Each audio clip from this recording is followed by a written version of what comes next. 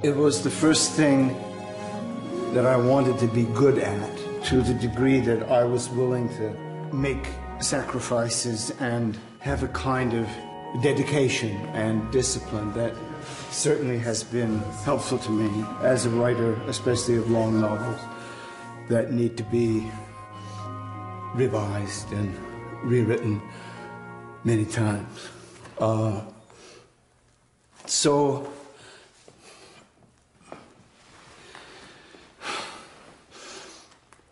the idea that repetition, doing some small thing over and over again, is not boring, but is essential at becoming good at anything, any craft, any sport. I learned first from wrestling before I saw myself seriously as wanting to be a writer. The idea that the process of writing is a lot like the practicing of a sport. No one sees you do it, no one is clapping.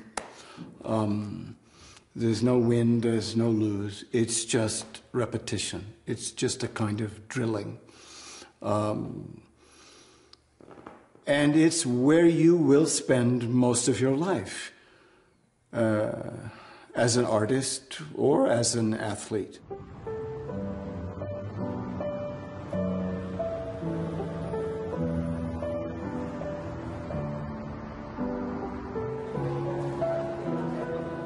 Oh, hi. Hi. The moment when a book is published, the window when it's available to the public and people are talking to you about it, is very small. It's over in a couple of months.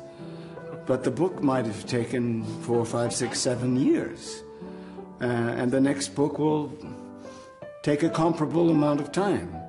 So I learned, I think, from wrestling that you better love the process itself. You better love the practicing, the repeating the same move 100 times with the same boring sparring partner. An inch at a time, and crossing something out and moving this sentence here and taking that sentence and putting it there. It's slow. People would fall asleep watching a writer write or a wrestler in practice.